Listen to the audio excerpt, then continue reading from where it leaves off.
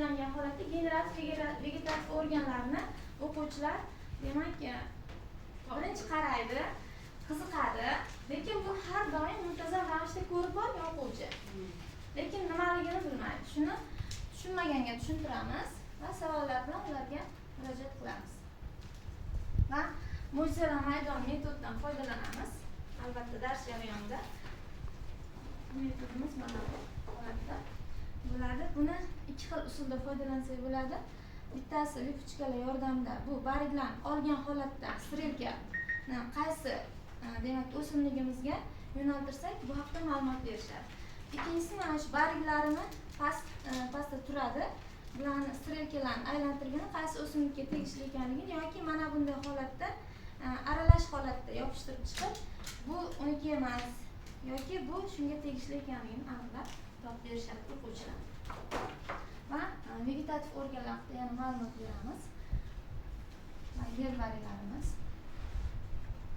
Bu yerda tushuntirishda noldan nimaligi bu haqda ma'lumot beriladi va vegetativ organlarda yana bitta o'yinimiz, ya'ni buni ham o'quvchilarga guruhlarga bo'lib ko'proq holat oq-qora bo'lsa ham bo'ladi va o'zlariga yasatib qo'ysangiz ham bo'ladi. Buni mana shu vegetativ generativ organlarini o'zlari ma'lumot sifatida yozib aytib berishadi.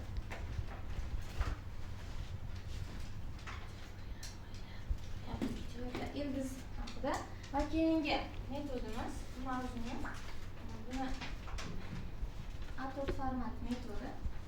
Buni mana shu guruhlarga bo'lgan holatda atot format qog'ozlardan foydalanamiz.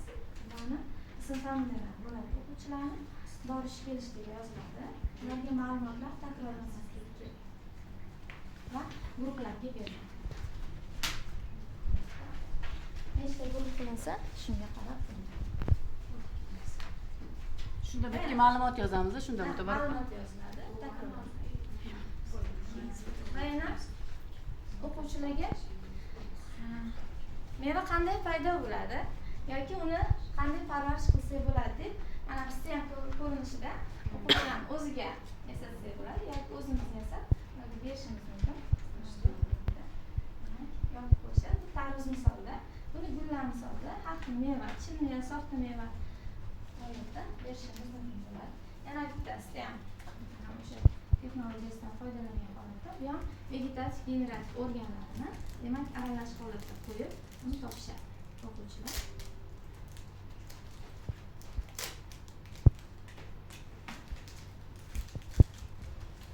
Qo'ya haqida ma'lumot beriladi. Ya'ni shakli o'zgargan moddalar. Kartoshka harfini iste'mol qilamiz. Buni hozir esdan chiqib qolgan. Ularni ko'rinishi misolida ko'rib bo'ladi. Darsni takomillashtirishda landshaft dizaynini misol keltirib qo'ydim. Chunki har bir hovlida va uyimizda ham o'zimizni landshaftimizni yaratishimiz mumkin deb o'quvchilarni qiziqtirishimiz mumkin va amaliy ahamiyatida o'quvchilarga vegetativ organlar ahamiyati juda ham muhimligini va biz iste'mol qilayotgan mevalarimizdan mana shu payvand qilish orqali yaratilgan ko'pchiligini aytib o'tishimiz joiz. Va fotosintez yana demak hayotning manbai ekanligini ularga tushuncha berish. Ya'ni vegetativ organlarsiz o'simlik yashay olmaydi. Biz ham tirik organizmlar, ya'ni o'sha insonlar ham havosiz, oziqasiz yashay olmaganimiz singari o'simliklar ham fotosintezsiz yashay olmasligini bog'lab tushuntirib ketishimiz kerak. Va dars jarayonini testlar orqali yana ham mustahkamlab borishimiz mumkin.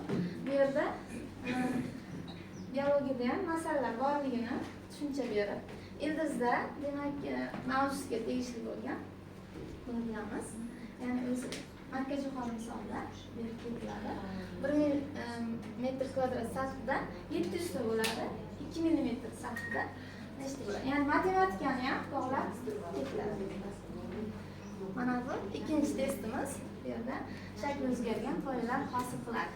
O'zingiz ham oz harakat qilishingiz mumkin. Vaqt beriladi. Buni monitorda ko'rsatib o'quvchilarga kim tez, kim chaqqon usuldan foydalanadi. Bu keyingisi qo'shimcha ildiz qaysi a'zolardan hosil va mana bu yerda boyagi amaliy hayotda amaliy ahamiyatga ega bo'lgan payvandlash usulini testi berilgan. Va o'quvchilarni baholashimizda men ozgina yangilik kiritishga harakat qildim. Bu rag'batlar bo'ladi har doim, lekin mavzuga taalluqli bo'lgani uchun mana bunday barglardan foydalansak ham ularga esda qolib qiziqarliroq holatda bo'ladi.